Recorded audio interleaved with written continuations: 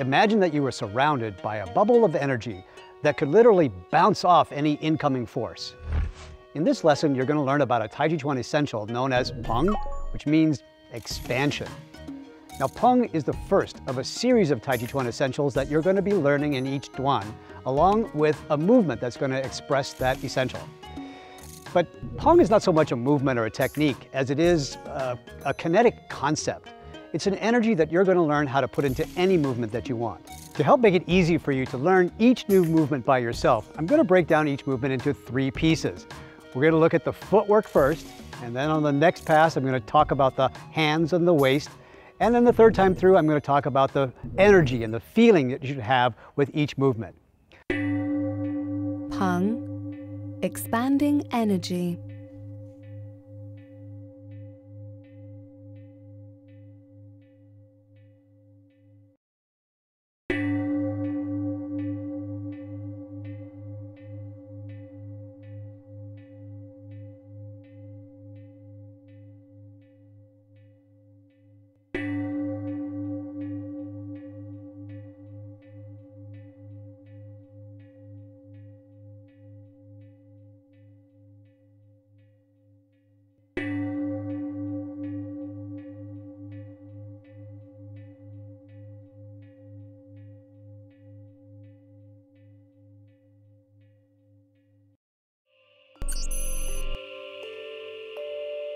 Peng, expanding energy.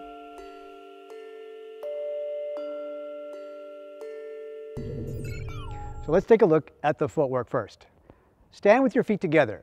Hands relaxed by your sides, the knees are slightly soft, the hips are a little bit soft, and your head is floating up towards the sky.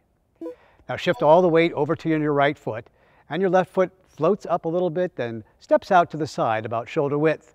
Then evenly distribute the weight over both feet. Both hands float up into the air, about shoulder level, and then everything gets heavy and the elbows sink down, the hands sink down, the knees bend and the hips sink down as well. Palms pressing down right about to hip height. 1, turn and hold the ball. I shift my weight onto the left foot and pivot on the right heel to the right about 90 degrees. Now my weight right here is about 90% on the left foot and only about 10% in that right heel. 2, holding the ball in an empty stance. I now shift my weight onto the right foot, bringing the left foot into an empty step. So there's no weight on this left foot, and it's just tapping the ground right in front of the right. Number 3, step out. From here, my left foot steps out just at an angle on the other side of that round brown circle in the front part of your mat. I'm landing heel first. And in fact, whenever you step out like this, you land with your heel first, but very lightly, so there's really not a whole lot of weight on that front foot. I sink down into my stance and my toes, my front toes, pivot in about 30 degrees.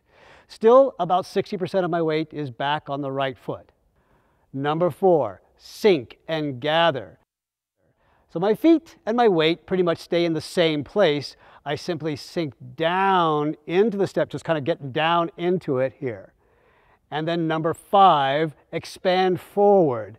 I now shift my weight into the front foot, turning my waist as I go, and as I finish, I sink down into the stance and my right toes pivot inward slightly. Finally, the last part is called back to neutral.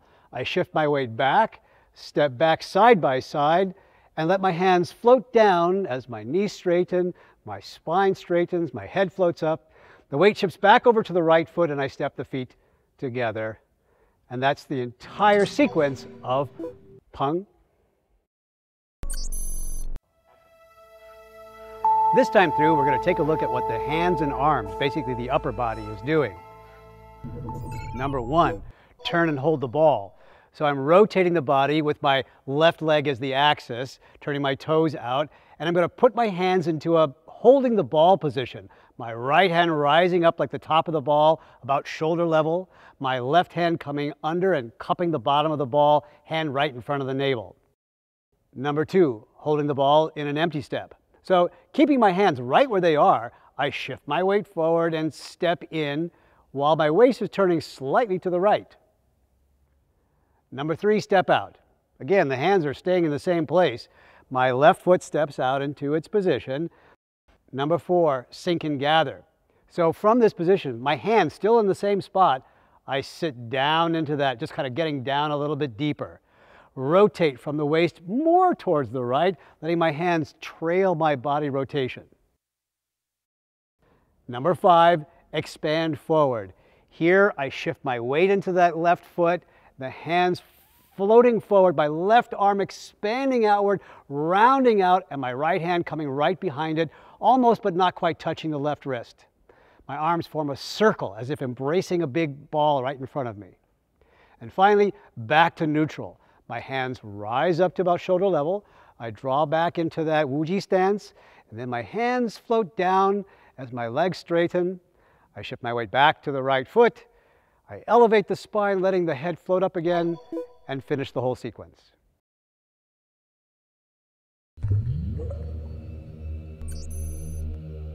All right, third time through.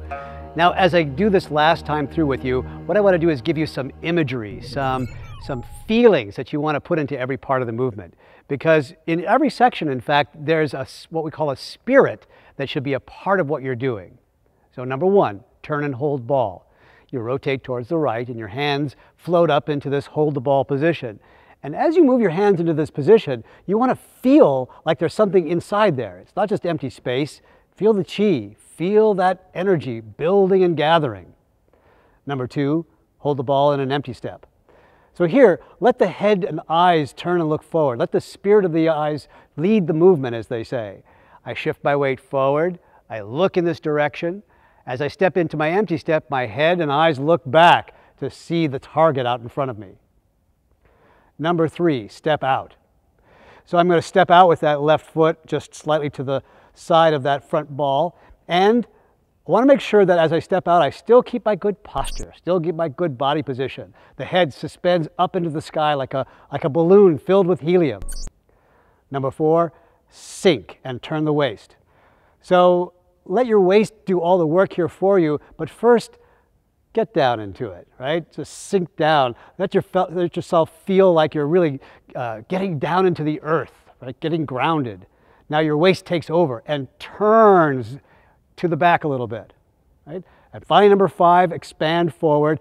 I'm going to shift my weight into that front foot, and here comes that pung energy, leading forward, that front left arm rounding out like there's a big ball continuously expanding out in front of you. That right hand coming up behind to press forward. The shoulder blades move backwards and apart from each other as you round the back, settling down into that great feeling of energy out in front. And finally, going back into neutral. I let my hands float out apart from each other, the energy dissipating, step back side by side, and let the hands just float down, breathe, relax, and that's the whole sequence with feeling. Once you're comfortable on this side, start practicing on the other side.